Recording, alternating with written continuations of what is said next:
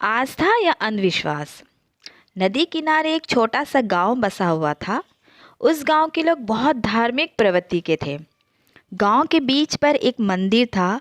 गांव वाले दैनिक पूजा अर्चना करते थे। उस मंदिर की देखभाल की जिम्मेदारी वहां के पुजारी पर थी। पुजारी मंदिर परिसर में ही रहता था। पुजारी सुबह से लेकर रात तक ईश्वर की अर्चना में लीन रहता था।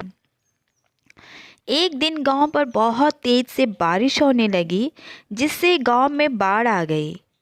बाढ़ का पानी धीरे धीरे गांव में प्रवेश करने लगा, तो गांव के लोग घर छोड़कर सुरक्षित स्थान पर जाने की तैयारी करने लगे।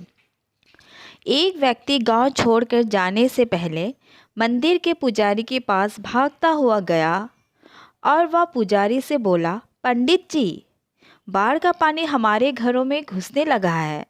धीरे धीरे बढ़ते हुए वह मंदिर तक पहुंच जाएगा। यदि हमने गांव नहीं छोड़ा तो बाढ़ में बह जाएंगे। हम सभी सुरक्षित स्थान पर जा रहे हैं, आप भी हमारे साथ चलिए। लेकिन पंडित उस व्यक्ति के साथ जाने को राजी नहीं हुआ। वह बोला, मैं तुम लोग जैसा नास्तिक नहीं हूँ। मुझे भगवान पर पूरा भरोसा है। पूरा जीवन मैंने उसकी आराधना की है। वह मुझे कुछ नहीं होने देगा। तुम लोग को जाना है तो जाओ, मैं यहीं रहूँगा।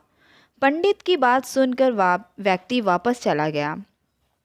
पंडित भगवान की प्रार्थना में लीन हो गया। कुछ ही देर में बाढ़ का पानी मंदिर तक पहुंच गया। बढ़ते बढ़ते वह पंडित के कमर तक पहुंच गया। ठीक उसी समय एक व्यक्ति नाव लेकर आया और पंडित से बोला, पंडित जी, मुझे गांव के एक व्यक्ति ने बताया है कि आप अभी भी यहाँ हैं। मैं आपको लेने आया हूँ, चलिए नाव पर बैठिए। पंडित ने वही बात नाव वाले व्यक्ति से भी कही जो उसने पहले व्यक्ति से कही थी, और जाने से इनकार कर दिया। नाव लेकर आया व्यक्ति चला गया।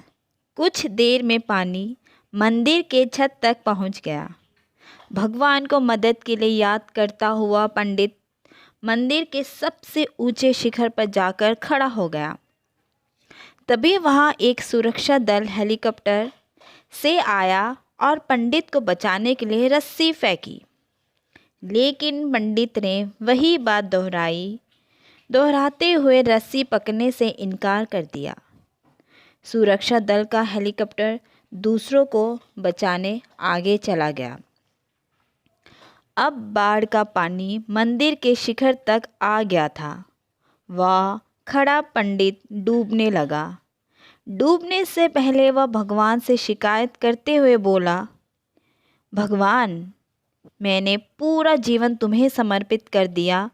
मैंने तुझ पर इतना विश्वास रखा, फिर भी तुम मुझे बचाने नहीं आए। पंडित की शिकायत सुन भगवान प्रकट हुए और बोले, अरे मूर्ख, मैं 3 बार तुझे बचाने आया था। पहली बार मैं भागते हुए तुम्हारे पास आया और गांव वालों के साथ गांव छोड़कर चलने को कहता रहा। फिर मैं नाव लेकर आया और अंत में हेलीकॉप्टर। अब इसमें मेरी क्या गलती है कि तुमने मुझे पहचाना नहीं? पंडित को अपनी गलती समझ आ गई, लेकिन अब तक बहुत देर हो चुकी थी। दोस्तों, जीवन में अवसर बिना बताए दस्तक देते हैं। हम उन्हें पहचान नहीं पाते और जीवन भर शिकायत करते रहते हैं कि अच्छा और सफल जीवन जीने का हमें अवसर ही प्राप्त नहीं हुआ। इसलिए अवसर किसी भी रूप में सामने आए, उसे अपने हाथ से ना जाने दें। धन्यवाद।